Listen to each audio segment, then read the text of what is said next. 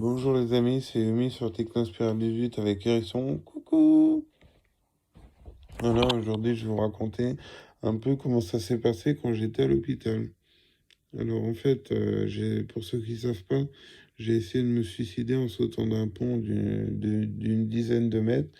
J'ai plongé les bras en arrière, la tête en avant et je suis atterri sur les épaules. Ça m'a cassé le dos en deux et j'ai eu un pneumothorax. Alors quand les pompiers sont venus,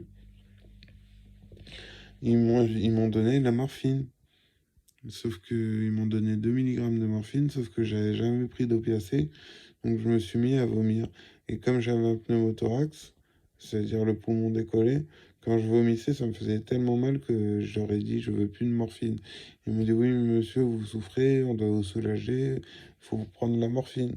J'aurais dit non, c'est encore pire, donc je prenais pas ma morphine, je douillais, mais au moins je vomissais pas.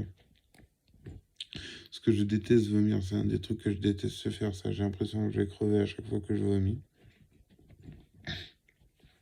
Sinon, voilà, je me fais opérer et à mon réveil de l'opération, j'avais un tuyau dans la gorge pour me faire respirer. Comme j'avais ça dans la gorge, il m'avait attaché les deux mains au lit. J'ai tiré sur mes mains, je me suis relevé à 90 degrés. Ils m'ont dit, monsieur, enfin, ils en revenaient pas. Alors, à un moment, le docteur, il dit, oui, vous pouvez le redresser à 45 degrés. Bon, on est d'accord, les amis, 45 degrés, c'est ça. Ça, c'est un angle droit, ça. 45 degrés, c'est ça. L'infirmier voulait me mettre à 90 degrés. J'ai dit, non, non, mais vous n'êtes pas fort en maths, vous, hein. Et finalement, il a compris, mais il voulait me mettre à 90 degrés au lieu de 45. Il n'avait pas compris, il était nul en maths, quoi. Ensuite, ces cons-là, mes intestins, avec l'opération et le dos cassé, ils s'étaient arrêtés. J'avais plus de transit. Et ils m'ont donné quoi à bouffer? Saucisse salsifis. Ah bah oui, j'ai bien mangé, j'étais content, j'ai bien mangé. Sauf qu'après, quand ça s'est rempli, mes intestins, et ben j'ai fini par vomir de la merde. Donc je leur disais, j'ai envie de vomir, faites quelque chose, faites quelque chose, faites quelque chose. Je vomissais de la merde, je réclusais. Alors ils m'ont mis un tuyau dans le nez pour absorber ce qu'il y avait dedans. Mais au bout d'un moment, moi je leur ai dit, mais pourquoi vous me videz pas le cul? Pourquoi vous me foutez pas un tuyau dans le cul pour absorber, pour aspirer? Et là, véridique, ils m'ont dit, mais c'est que vous aimez ça, monsieur? Vous avez envie quand même? Oui, oui, c'est ça, oui. J'aime ça, oui. Euh, Quand tu vomis de la merde, oui, t'as envie de chier, c'est sûr, hein. C'est pas que ça m'enchante, mais c'est une question de survie, là, une question de vie ou de mort, hein. Donc voilà, ils finissent par me mettre un truc dans le cul. Après, ça s'est bouché, alors ils me l'ont enlevé, et en fait, j'ai pété. Il y a beaucoup d'air qui est sorti quand ils ont enlevé le tuyau, et en fait, ça m'a soulagé, donc j'ai dit, oh putain, c'est bon ça. Et il y en a une qui m'a dit, ah ouais, j'en attendais pas tant, c'est que ça vous plaît et tout. Oui, bah, j'aimerais bien t'y voir, toi, à vomir de la merde, avoir le ventre plein de merde, et puis d'un seul coup, te soulager un peu. Oui, je suis désolé, c'est soulageant. Sinon, encore, moi, pour aller aux toilettes, maintenant, avant, ils me mettaient un normacol, c'est-à-dire un lavement dans les fesses. Et avec ma mère, parce que c'est ma mère qui le fait en ce moment, elle s'occupe de moi, je suis à la maison, il n'y a pas d'infirmière qui vient m'aider, c'est ma mère qui fait tout. Voilà. Alors pour aller aux toilettes, c'est un peu intime, mais je vais vous raconter. En fait, j'ai besoin d'un TR, un toucher rectal. Il faut stimuler l'anus pour sortir les excréments. Et voilà, et puis j'ai été inscrit dans un foyer où j'y allais une semaine par mois pour soulager mes parents, parce qu'ils en peuvent plus de me supporter tout le temps, H24, 7 jours sur 7, tout le temps, ils en ont marre. Donc j'avais trouvé un, un foyer où aller une semaine par mois. Et alors là, il me dit, déjà à l'entrée, il disait oui, oui, on fera les TR et tout, il n'y a pas de souci. Arrivé là-bas, il voulait pas me le faire.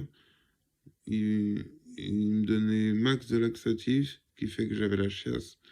Et il me disait, on va vous mettre sur les toilettes et ça va venir tout seul. J'aurais dit, mais non, mais ça viendra pas tout seul, il me faut un TR. Ils insistaient et tout, ils insistaient. Donc je les écoutais, je leur ai jamais fait confiance. Je fais confiance à personne, peut-être même pas moi-même. Alors, ils voulaient que j'aille sur les toilettes. Je leur disais, mais ça va rien faire. Ils me mettent sur les toilettes une fois, deux fois, trois fois, mais sans me faire le TR. Je passais la semaine là-bas sans aller aux toilettes. Quand je revenais chez moi, j'étais constipé. Ma mère, elle était obligée de me donner des gros laxatifs puissants. Ils voulaient pas me faire le TR. Ils disaient, oui, mais ici, on a plein de cas comme vous, et puis ils vont sur les toilettes. Alors, ils avaient aucun paraplégique. Ils étaient tous IMC, infirme moteur cérébral, des déficients mentaux. Moi, je suis déficient moteur, avec ma schizophrénie en plus. Mais ça, c'est de la psy, mais c'est pas un handicap mental. Alors un jour, ils me disent, vous allez vous mettre sur... Et un jour, ils me mettent un Normacol. Voilà. Un Normacol, c'est un lavement. C'est une espèce de liquide qu'on met dans les fesses pour vider le tout. Donc voilà, je prends les laxatifs, je prends le Normacol, ils me mettent sur les toilettes. Et bah, évidemment, il y a le liquide qui ressort, un peu d'une couleur sale. Et je savais bien que j'avais pas fait caca.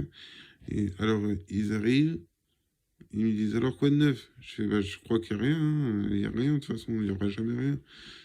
Ils m'enlèvent des toilettes, parce que c'est une chaise qui a un trou qu'on se met sur les toilettes. Ils enlèvent la chaise des toilettes et ils me disent, ah bah voilà, là, il y a eu des scènes. Et je leur dis, je peux voir. Il me fait, pourquoi ça vous intéresse de voir ça? Je fais, non, mais vous foutez de ma gueule. Ils m'ont dit, ça vous intéresse de voir ça? Je fais, bah, non, mais vous vous rendez compte le culot qu'ils ont? Et j'aurais dit, ben, je veux voir si j'ai bien fait caca, comme vous le dites. La font, mais c'est que vous ne nous faites pas confiance. Je fais, ben non, je vous fais pas confiance, je fais confiance à personne. Et alors, je regarde, et il n'y avait que du liquide sale, quoi. Il n'y avait pas d'excréments. Alors, je leur disais, mais vous voyez, je peux pas vous faire confiance. Alors, et l'infirmière qui s'était occupée de moi, elle a été se plaindre à la directrice. Elle a dit, ah là, j'en ai gros sur le cœur, hein, j'en ai gros sur le cœur. Elle a dit qu'il ne nous faisait pas confiance. Voilà, c'est la grosse galère. Et même aujourd'hui, là, ma mère, elle aurait besoin de se reposer, de partir quelque part pour se reposer. Mais mon père, il peut pas faire les selles. Et si vous voulez, c'est censé être les infirmiers de ma ville, les infirmiers à domicile. Voilà. Et personne veut se mouiller pour venir faire ça. Parce que ça leur plaît pas.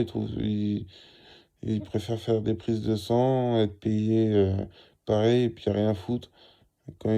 Alors ils viennent pas, on trouve personne. Ma mère, elle peut même pas aller se reposer.